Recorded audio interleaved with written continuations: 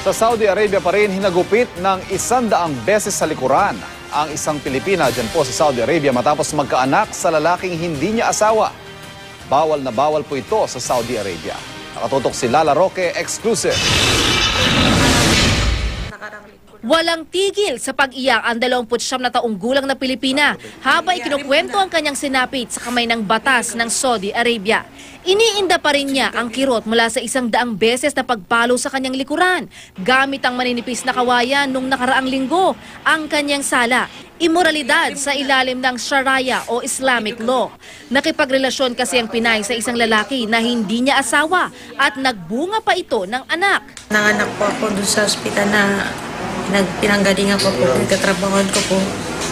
Yung nalaman po nila na wala rin po ako asawa. Yun po, nireport po nila ako sa pulis po.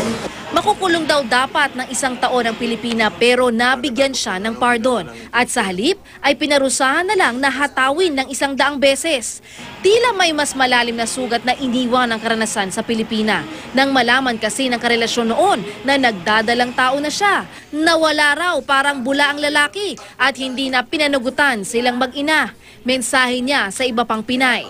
Sana lang po, mag-ingat po kayo sa inyong sarili.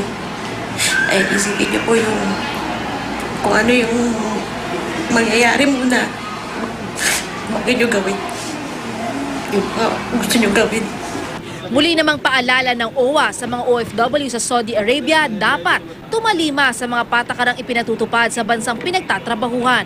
Lala Roque, nakatutok, 24 oras.